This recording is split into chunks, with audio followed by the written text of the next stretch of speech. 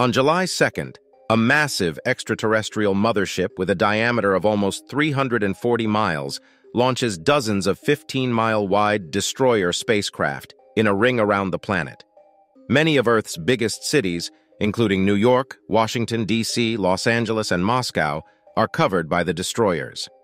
MIT alumnus David Levinson, who is working on satellites for a cable business in New York City, finds a signal buried in satellite transmissions that he interprets as a countdown leading up to an alien attack. David and his father, Julius, are able to enter the Oval Office with the assistance of his ex-wife, Constance Spano, a White House employee, in order to inform President Thomas J. Whitmore about the coming attack. David informs Whitmore there that the alien invaders are coordinating their attack via satellite technology. The aliens attack with sophisticated directed energy weapons before the president can finish the widespread evacuations of the designated American cities. As a destroyer decimates Washington, D.C., the president, his young daughter, some of his staff, Constance, and the Levinsons barely make it onto Air Force One. Millions of people die in the simultaneous destruction of Los Angeles and New York.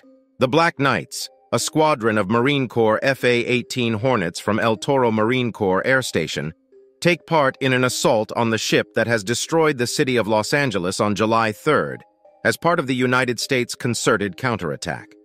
The vessel answers by launching a large number of smaller attacker spacecraft that are similarly insulated and equipped with high-energy laser blasters when their guns fail to pierce the force field of the object. Thereafter, the FA-18 squadrons are swiftly annihilated in one-sided dogfights.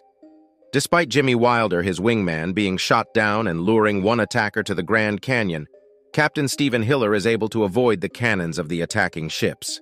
He deploys the landing chute for his jet, obscuring the alien craft's window, briefly distracting the pilot, just as his aircraft is about to run out of fuel and the attacker is ready to pass him. Captain Hiller jumps out of his aircraft. The extraterrestrial settles in the desert after colliding with the canyon's upper wall.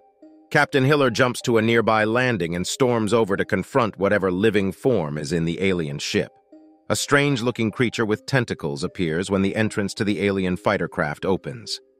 "Welcome to Earth," says Captain Hiller as he strikes the creature with a right cross. He reclines and puffs on a cigar of victory. On board Air Force One, President Whitmore consults his staff, who report that NORAD has been destroyed by the invaders, and the Vice President, Whitmore's cabinet, and the Joint Chief have all perished in the attack. Arguing about how they should have issued an executive order to evacuate the major cities that were attacked, David's father suggests that the U.S. government did know about the invaders, having stored some evidence of a previous visit at Area 51 in the Nevada desert.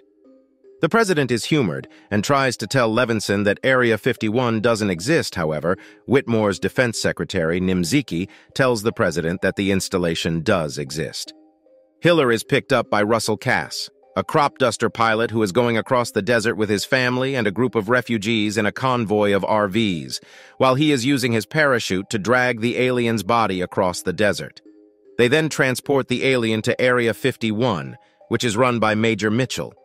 3 dead alien bodies and a repaired alien attacker ship are kept in a top-secret facility hidden outside Area 51. When the president comes, Dr. Brakish Okun, the facility's chief scientist, gives him a tour. Okun informs the group that the aliens can breathe our air and that their biology is comparable to ours. But the Area 51 team believes they communicate telepathically because they don't appear to use sound to do so. The attacker ship's systems had been inactive since the late 1960s, but they have just been reactivated with the mothership's arrival. The alien Hiller kidnapped has an outer biomechanical suit on, which Okun removes to expose the living being inside.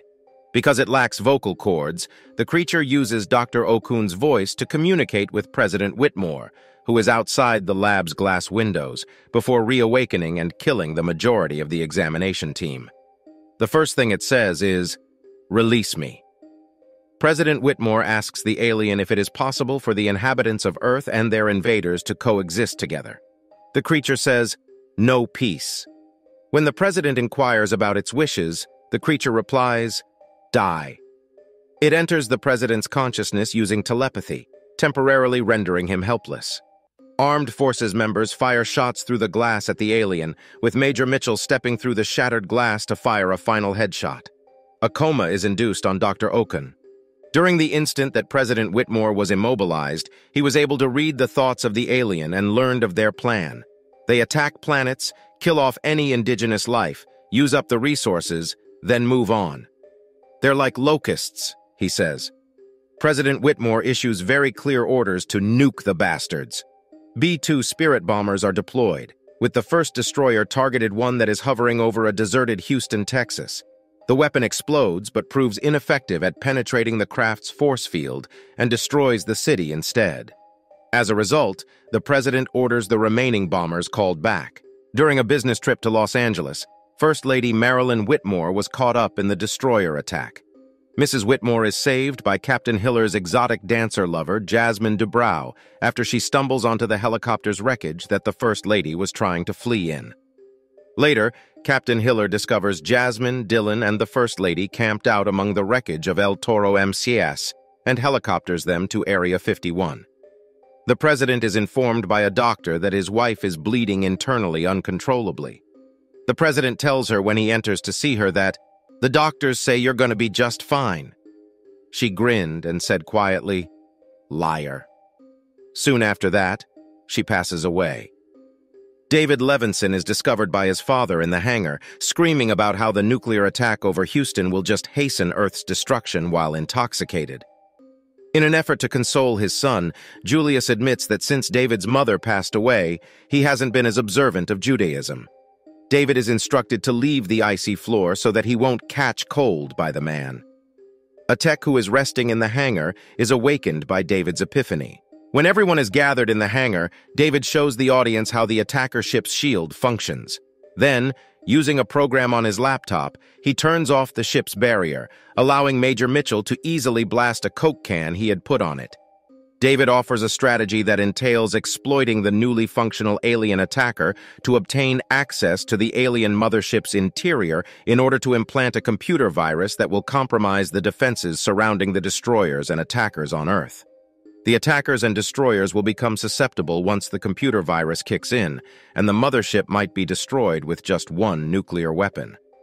Levinson agrees to join Hiller as he pilots the attacker while Hiller uploads the virus to the mothership.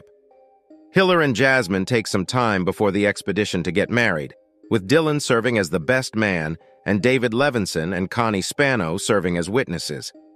During the service, David and Connie reunite and hold hands. While still on the mothership, Hiller is unable to disconnect from a docking clamp. Knowing they need to still fire the nuke, the two smoke cigars and thank each other for their efforts. They launch the nuke, which penetrates a nearby control center. Hiller's ship is suddenly free, and he furiously pilots it toward the portal they entered, narrowly escaping when the doors close. The bomb explodes, instantly destroying the mothership. Hiller and Levinson are caught up in the shockwave and debris of the mothership's explosion, but are able to return to Earth unharmed, crash-landing the alien fighter in the desert close to Area 51. When they emerge from the smoke and dust to join their waiting friends, they're both smoking cigars. The film ends as everyone watches debris from the mothership enter the atmosphere like shooting stars.